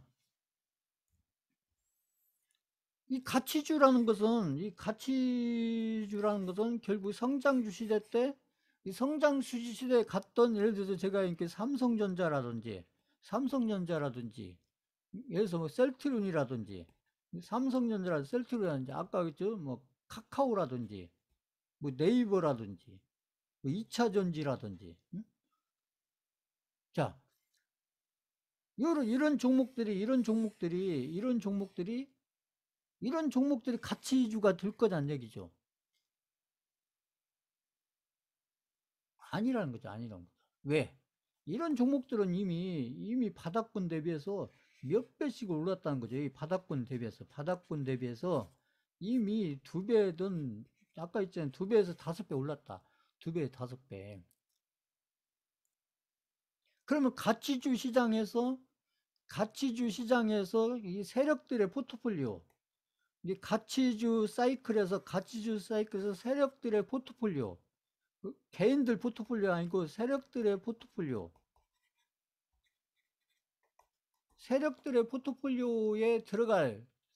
포트폴리오에 있을 그런 종목들은, 그런 종목이나 업종, 결국 업종이 나와야 종목이 나오니까요. 그러니까 업종이나 종목은 어떤 업종이나 어떤 종목이겠냐는 얘기죠. 어떤 업종이나 종목이 그 가치주 사이클, 앞으로 5년에서 10년 정도 걸쳐서 그 가치주 사이클로 들어가는 시장, 가치주가 중심이 돼서 그 지수를 관리해가는 그런 시장이 앞으로 5년, 10년 정도 열려질 건데, 지금 세력들은 이미 그쪽으로 준비가 돼 있는 건데, 그러면 그런 업종이나 종목은 결국은 어떤 업종이나 어떤 종목이 될 가능성이 높냐. 그래서 결국은 이 업종이나 종목은 결국 생각해 보면 이때 그 성장주 시대 때 갔던 이때 업종 중에는 없다는 거죠. 이 성장주 사이클에서 이렇게 두 배, 세 배, 다섯 배 이렇게 갔던 그 업종, 그 업종에는 없다. 그러면 반대로 얘기하면 성장주 사이클에서 이렇게 두 배, 다섯 배 가는 동안에, 그 동안에 안 갔던 업종, 그 안 갔던 업종이 뭐냐는 얘기죠. 안 갔던 업종.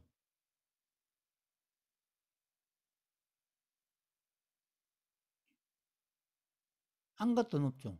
자, 이게요. 그러면 제가 그때 그 현금 흐름표 제가 설명드렸는데, 바로 이제 이런 데 써먹는 거예요. 현금 흐름표를 제가 그때 설명드렸는데, 그 현금 흐름표에서 제가 보면 몇 사이클이 있다고, 몇 개 사이클이 있다고 했죠. 그러면 그 사이클 단계 다 잊어버렸겠지만, 그 사이클 단계 중에서 이 가치주 업종이 됐던 가치주 어떤 종목이 되려면 사이클 단계 상으로 봤을 때, 사이클 단계 그 현금 흐름표상에서 사이클 단계로 봤을 때 어떤 단계에 있는 어떤 단계에 있는 종목들이 될 가능성이 높을까요? 그 현금 흐름표상에서 봤을 때. 그 제가 그때 한 다섯 개 단계 쭉 말씀드렸는데 보면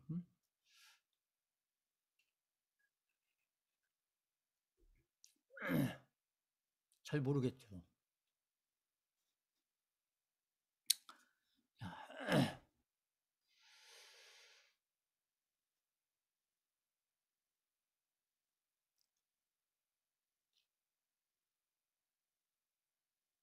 그래서 이게 이제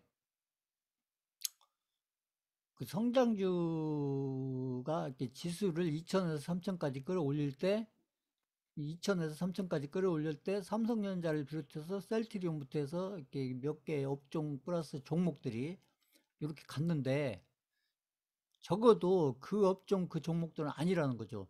그 업종 그 종목들은 아닌 거고, 그 업종 종목이 아닌 나머지 다른 쪽에서, 다른 업종 다른 종목에서, 그쪽에서 앞으로 5년에서 10년 정도 걸쳐서 펼쳐질 그 가치주 사이클, 가치주 시장에 맞춰서, 거기에 맞춰서 이미 세력들은 그거에 맞춰서 포트폴리오가 이미 지금 준비가 제가 봤을 때는 됐다. 그래서 그 시장 자체를 이제 이 성장주 시장에서 이 가치주 시장으로 이게 변화를 주는 거예요. 변화를 준다. 이게 성장주 시장에서 가치주 시장으로 변화를 준다. 그럼 이 변화를 누가 두겠어? 누가? 역시 세력이 준다. 세력이 둔다. 세력이. 그럼 세력이 누구냐? 그게 외국인이라는 거죠. 외국인. 그래서 이 가치주 시장에서는 세력이 세력이 다 중요할 수 있어요. 이때는 외국인도 중요하고 이 기관도 중요하고 큰 손도 중요하고. 왜 그냐? 왜냐? 이 기관이나 큰 손 입장에서는 아무튼 시가총액이 적은 종목도 가치주가 될 수가 있기 때문에, 시가총액 제가 아까 얘기했죠. 시가총액이 적은 종목도 이 가치주가 될 수가 있으니까, 가치주가 될 수가 있기 때문에, 아까 그 성장주, 그러니까 성장주 쪽에서 아까 얘기했잖아요. 이게 성장주 쪽에서 이렇게 2배에서 5배 간 이 삼성전자, 셀트리온, 뭐 카카오, 뭐 이런 종목들은 다 누가 올린 거냐면, 이거 다 외국인들이 올린 거예요. 외국인들이. 이 얘기도 제가 여러 번 얘기했잖아요. 셀트리온 누가 올렸나? 외국인이 올린 거예요. 삼성전자 100만 원에서 300만, 400만 원, 500만 누가 올렸냐? 외국인이 올린 겁니다. 그 기관이 올린 거 아니에요. 셀트리온 기관이 올린 거 아닙니다. 그 외국인이 올린 거예요. 외국인이. 그래서 제가 그 셀트리온 제가 그 드릴 때 외국인들이 몇 프로 들어와 있냐? 제가 그걸 수강생들한테 질문했었죠. 그래서 제가 드릴 때 외국인들이 한 10% 정도 들어왔어요. 10% 정도. 제가 그 10만 원 근처에 드릴 때 외국인들이 한 10% 정도 들어왔어요. 근데 제가 그 얘기했죠. 나중에 셀트리온이 나중에 한 뭐 아무튼 20만 원, 30만 원 가게 되면 외국인들 비율이 아마 늘어나 있을 거다.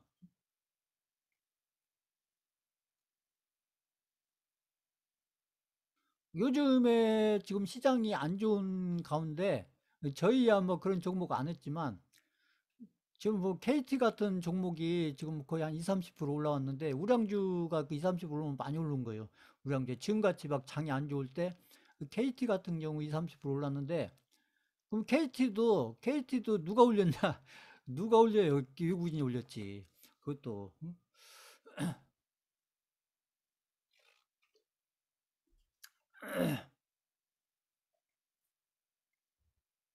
그 KT 다니신 분들 그 20년 전에 KT 종목 많이 사가지고 20년 동안 고생들 많이 하셨는데, 아마 이번에 조금 회복이 됐을 거야. 좀 회복이 됐을 겁니다.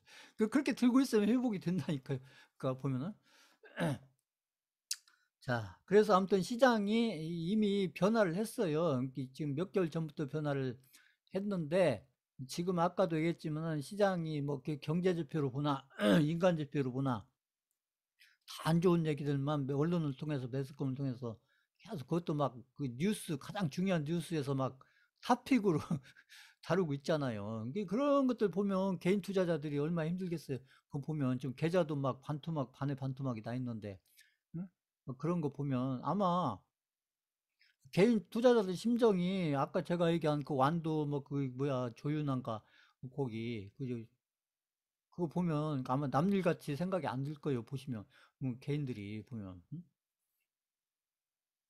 자, 그래서 어쨌거나 지금 시장이 지금 중요한 변화를 하고 있고, 그 시장의 이제 큰 흐름으로 봤을 때 그렇게 지금 악재가 나오고 있고 경제 지표로 나오고 아무튼 이렇게 인간 지표로 봤을 때 굉장히 어떻게 보면 최대 악재들이 이렇게 막 몰려서 이렇게 쌓여져 있는데, 그런데 이제 이런 속에서 이렇게 좀 이렇게 제대로 정신을 차리고 이렇게 딱 시장을 살펴보면, 시장이 지금 이제 성장주 시장에서 이게 가치주 시장으로 이렇게 지금 넘어가고 있고, 지금 제가 얘기한 저희는 뭐 이렇게 좀 가치주를 염두에 두고서 저희를 한 건 아니지만, 지금 저희가 이제 대선 게 아무튼 정책주, 그리고 신정책주 이런 쪽으로 해서 이제 건설 토목, 아무튼 건설 토목 건자재 이런 쪽으로 종목들을 저희가 그 상대적으로 이렇게 좀 많이 들고 있는 편인데, 그러면 제가 한번 질문해 볼게요. 이런 건설 섹터, 토목 섹터, 이런 건자재 섹터, 이런 종목들, 이런 업종들은 이게 성장주 섹터일까요? 가치주 섹터일까요? 그거 한번 써보세요. 채팅창에. 이 성장주 섹터일까요? 가치주 섹터일까요? 지금 저희가 포트폴리오에 많이 들고 있는 이렇게 막 건설 토목, 응? 건자재. 그래서 아까 제가 현금으로 질문한 거예요. 제가 아까. 응? 이제 자꾸 응용을 해야 되니까 이제 공부를 하고 그걸 다 잊어버리면 안 되고, 저희가 실제로 하고 있는 거하고 이렇게 자꾸 연결을 시켜야죠. 연결을 계속.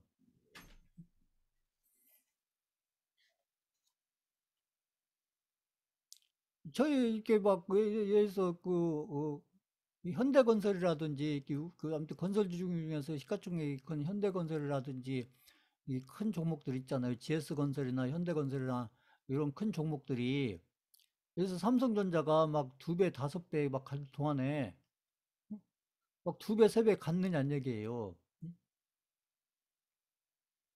아까 이건 셀트론이나 이런 종목이 막 세 배, 네 배 간 동안에 이 현대건설이나 GS건설 뭐 이런 종목들이 막 두 배, 세 배 갔느냐는 얘기예요. 안 갔잖아요. 그 제가 늘 얘기했잖아요. 이거 아무튼 저희는 이제 그런 걸 염두에 두고 그런 업종들을 이렇게 많이 들고 있는 건 아니지만, 저희는 이제 정책주하고 그 신정부 정책주 이제 그쪽에 초점을 맞춰서 그쪽에 포트폴리오를 짜다 보니까, 업종상으로 봤을 때 이제 그런 쪽에 이제 그런 쪽에 업종 내지 종목, 그쪽이 상대적으로 이렇게 좀 많이 이제 들어가 있는 편인데, 이 건설 섹터, 그 건설 업종, 토목, 뭐 이런 쪽들이 지금 이제 가치주, 성장주 쪽으로 이렇게 분류를 해보면, 이건 이제 성장주가 아니고, 이게 성장주가 아니고, 이제 가치주 쪽이다. 이제 가치주.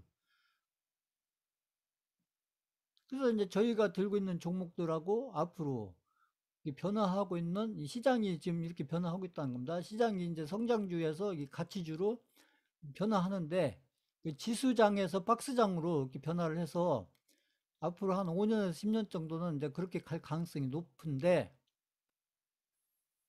그 저희가 들고 있는 종목들이 이제 거의 이 대부분이 이 건설 토목 아무튼 그런 건자재 쪽 이런 종목들이 성장주 쪽이 아니고 가치주 쪽이다. 가치주 쪽. 그리고 더군다나 저희는 이제 바닥 근처에서 바닥권에서 사서 들고 있는 거니까, 이제 그런 흐름들하고도 어떻게 보면 또 이게 잘 맞아 떨어지는 그런 부분들이고, 이제 그게 더 중요한 거예요. 이게 저희 시장 흐름으로 이렇게 변화를 지금 세력들이 이 시장의 변화를 지금 그렇게 만들어가고 있는데, 그 저희가 지금 들고 있는 그 포트폴리오에 지금 많은 부분들이 그런 쪽으로 지금 있는 거니까, 거기다가 이제 제가 늘 얘기했듯이 우크라이나 러시아 그 전쟁이 제가 봤을 때는, 지금이야 지금 여름이니까 그런데 아마 좀 이렇게 가을만 가도 한 9월, 10월, 11월 겨울로 넘어가기 전에 아무튼 가을철만 들어가도 아마 저쪽에서 독일이라든지 아무튼 저쪽 유럽 쪽의 나라들이 아마 아무튼 우크라이나 쪽에 아니면 미국이나 우크라이나 쪽에 아마 상당히 좀 압력을 가하지 않을 거야. 왜냐면 이제 그 나라들은 이제 겨울이 오면은 이제 걱정이거든요. 아까 전에도 제가 했지만 겨울이 오면 겨울이 오면은 이제 그 푸틴은 러시아 쪽에서 푸틴은 그 가스라든지 그 난방에 필요한 여러 가지 그 가스라든지 이런 것들을 최대한 무기를 삼지 않겠어요? 그거 뻔한 거잖아요, 보면. 이게 그러니까 겨울이 오기 전에 아마 그 유럽 쪽에, 유럽이라고 해도 결국은 이게 독일이 중요해요, 독일이. 독일이 중요한데, 보면. 그래서 아마 가을 중에 아마 그 겨울로 넘어가기 전에 가을 중에 아마 그, 그 가을 넘어가면 뻔히 겨울이 오는 걸 다 아니까 그건 푸틴도 알고 그 유럽도 안다는 얘기죠. 그 부분은 다 알기 때문에 그쪽에 대한 서로 간의 부담감, 그쵸. 푸틴이야 부담이 없지만 이쪽 유럽 쪽은 상당히 아마 겨울에 대해서 걱정이 많이 될 거다. 어쨌거나 이제 그렇게 해서 아무튼 우크라이나 러시아의 그 전쟁 부분에 대해서 그것이 점점 이제 끝나가는 쪽으로 이렇게 되면은 아마 이제 제가 늘 얘기했듯이 지금 우크라이나가 지금 우리 한국에 제가 그 재건에 대해서 전쟁 후에 여러 가지 파괴된 여러 가지 그 건물이라든지 시설이라든지 이런 거에 대한 많은 도움을 지금 한국에 요청을 지금 하고 있기 때문에 아마 그런 것들과 관련해서도 저희 이제 건자재들, 뭐 토목 건설 뭐 이런 쪽들이 아까 지금 이제 성장지에서 가치주로 넘어가는 거기에도 해당이 되지만 지금 이제 러시아 우크라이나 전쟁도 아마 제가 봤을 땐 가을쯤에 어느 정도 좀 윤곽이 나오지 않겠나 이게 보는 거고 이제 그런 흐름들하고 좀 연결이 되면서 더군다나 아까 이제 환율도 지금 보세요. 지금은 막 지금 악재가 막 겹쳐져 있지만 올해에서 11월, 12월, 그 2022년 11월, 12월, 그때를 생각해 보세요. 2012년, 지금만 생각하지 마시고, 2022년 11월, 12월, 생각을 해 보세요. 그때 어떻게 변화가 돼 있을 건지, 이런 걸 생각해 보세요. 이런 것을. 응? 괜히 막 유튜브 이런 거 쫓아다니면서 겁먹고, 막 공포감이 쌓이고, 이러지 마시고, 한번 냉정하게 생각을 해 보세요. 제가 이렇게 설명드리는 것들을 한번 잘 이렇게 연결을 시켜서, 한번 방향을 잡아보세요. 방향을 보시라고.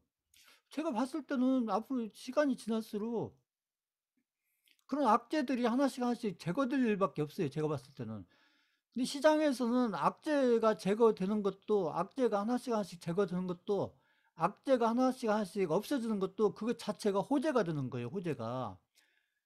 꼭 호재가 나와야 호재가 되는 게 아니라 그동안의 악재로 계속 작용하고 있었던 그런 악재들이 하나씩 하나씩 이렇게 제거가 돼가면, 악재가 하나씩 하나씩 사라지게 되면 악재가 하나씩 하나씩 없어질 때마다 그것이 호재로 바뀌는 거예요. 호재로 그게. 그러니까 이렇게 몇 년은 생각을 안 는다고 하더라도 일단 올해 연말까지만 생각해 보자면, 올해 연말까지만 제가 얘기했잖아요. 올해 연말이면 아마 우리나라 환율이 아마 1200 근처로 가 있을 거다. 일단은 환율이 1200 근처로 가 있을 거다. 그리고 아마 그 가을만 돼도 지금 유럽이나 이런 나라들이 겨울에 대한 여러 가지 걱정거리가 많을 거다. 응? 겨울에 대한 걱정이 많을 것이다. 그리고 시장 자체가 지금 성장주 시장에서 가치주 시장으로 좀 바뀌고 있다. 이미 바뀌어져 가고 있어요. 몇 개월 전부터. 몇 개월 전부터. 응? 그래서 지금은 제가 막 지수가 4천 간다, 5천 간다 이런 얘기 안 하잖아요. 제가. 그런 얘기 안 하잖아요.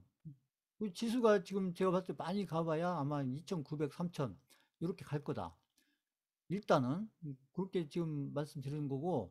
그래서 지금 올해 말까지만 생각해봐도 제가 봤을 때는 악재보다는 호재가 더 많아요. 이게 지금 당장은 악재가 많지만, 지금 당장은 여러 가지 면에서 악재가 막 쌓여져 있지만 몇 개월 후야 좀 5개월, 6개월 후죠. 5개월, 6개월만 생각해봐도 그때 가면은 오히려 악재보다도 호재가 지금 눈에 더 많이 보인다는 거죠. 지금 봤을 때. 근데 지금이 막 끝인 것 같은 생각이 들잖아요. 막 하도 보면은. 워낙 이제 매스컴에서 막 안 좋은 얘기를 막 하니까, 매스컴에서 얘기를 하니까. 그래서 이런 상황들이 오기 때문에 제가 본인들이 투자하는 내용에 대해서 절대로 주변 분들한테 얘기하지 말라는 거예요. 가족한테도 얘기하지 마라, 본인들. 왜? 주변에서는 다 걱정하는 듯이 얘기를 해주지만 그게 무슨 도움이 되냐는 얘기예요. 결국은 내가 관리를 잘해서 내가 결국은 그 어려운 것들을 다 극복을 하고 결국 좋은 결과를 만들어내야 그것은 내가 해야 되는 거지 누가 도와줘서 되는 게 아니라 본인 스스로가 해야 되는 거기 때문에 주변 분들은 그 걱정은 할지 모르지만 그 걱정해 주는 것이 오히려 내 멘탈을 무너뜨리는데 오히려 그 멘탈을 무너뜨리는데 도움이 된다. 그게 멘탈을 강화시키는 데 도움이 되는 게 아니라 멘탈을 무너뜨리는 데 도움이 된다. 무너뜨리는데.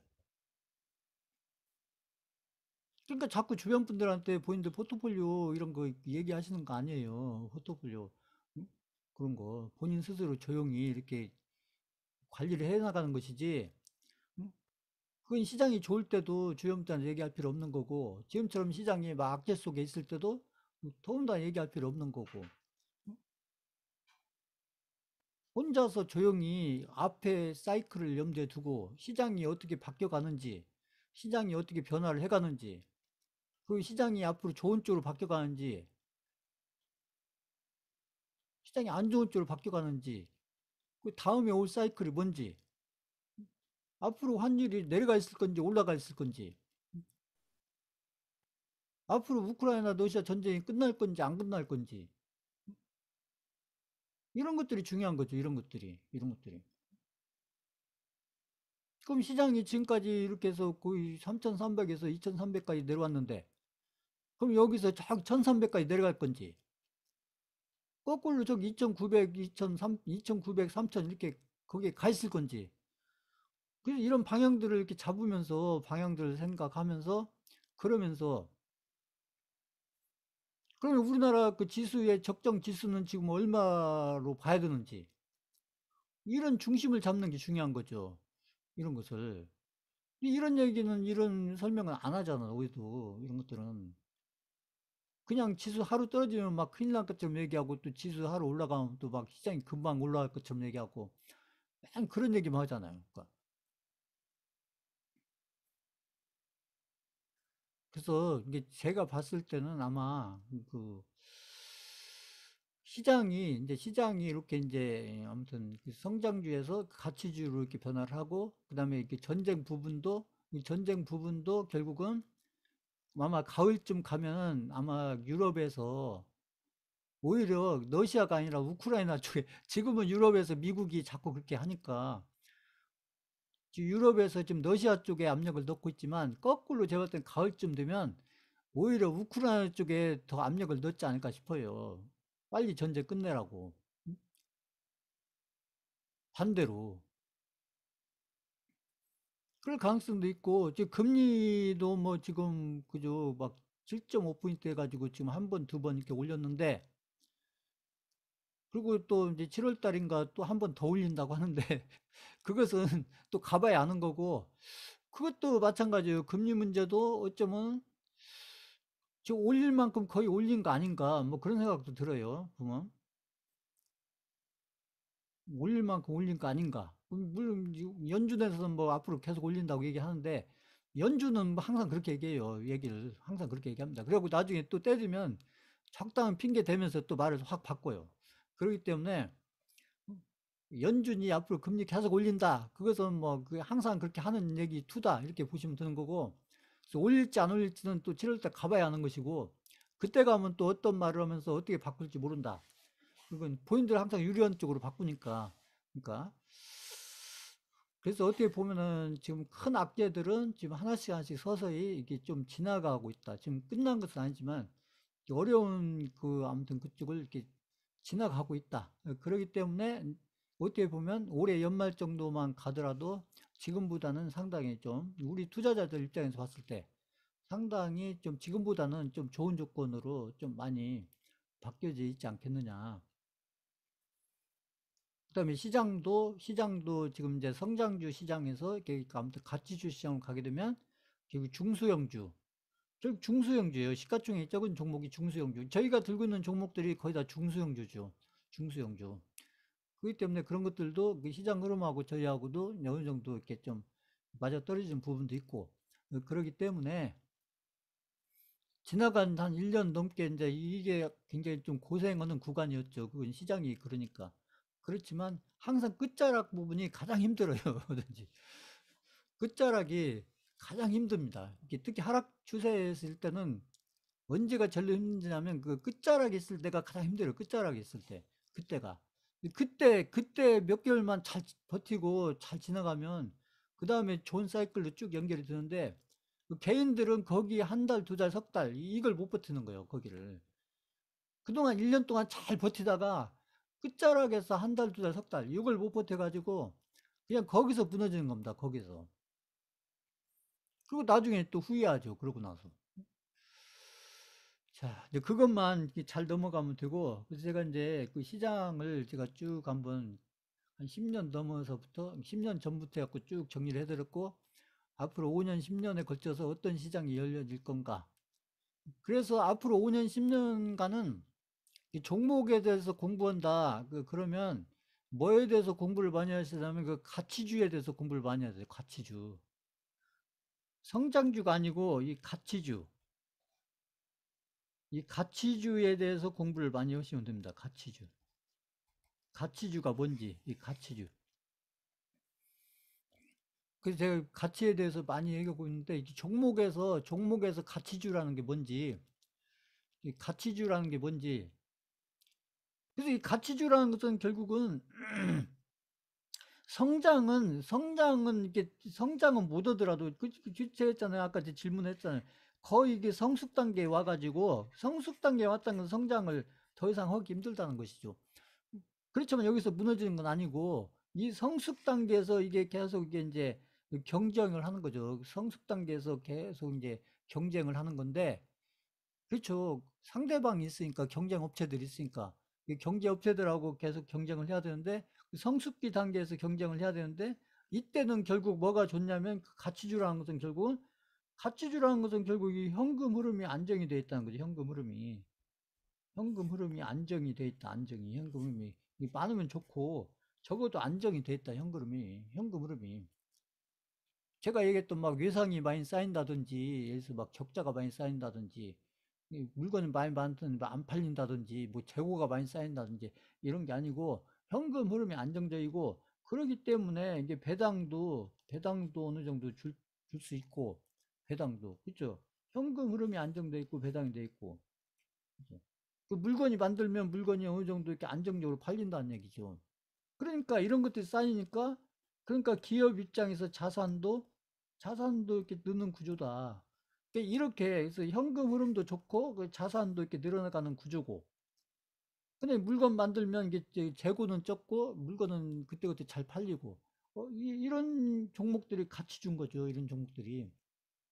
간단하게 말씀드리면 그런 거죠. 그러니까 그래서 이제 이런 가치주에 대해서 이제 앞으로 한 5년, 10년 동안은 이 가치주에 대해서 좀 공부하면서 가치주에 대해서 좀 집중을 해서 결국 이 가치주 포트폴리오를 가지고 좀 계좌의 수익을 많이 만들어가는 성장주보다는 그쪽으로 만들어가는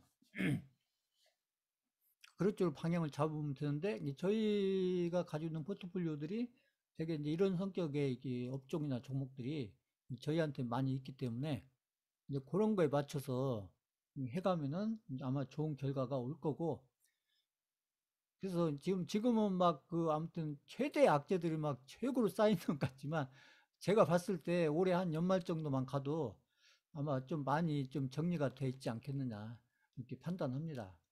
그리고 앞으로 5년에서 10년 정도는 또 저희가 하고 있는 중소형주 이런 것들하고 이 가치주 측면에서 잘 맞아떨어지기 때문에 상당히 저희한테는 좀 좋은 흐름이다. 이렇게 보면 되는 거고. 그래서 지나간 1년하고 지금, 지금 몇 개월이 아마 힘든 거죠. 지나간 1년에 지금 몇 개월이 힘든 건데 어차피 이게 이제 전환점이 있기 때문에 그렇지만 아마 또 올해 말쯤만 되면 그리고 미국의 지금 중간 선거가 지금 이게 지금 가장 큰 이슈인데 그게 어떻게 될 건지 미국의 중간 선거도 결국 11월이면 어쨌거나 결정이 나니까 근데 거기에 맞춰서 아무튼 바이든도 어쨌거나 이렇게 중간 그 선거에서 좋은 결과를 얻어야 되기 때문에 아마 올해 가을에 뭔가 좀, 뭔가 좀 좋은 쪽으로 방향을 잡아야 되지 않느냐.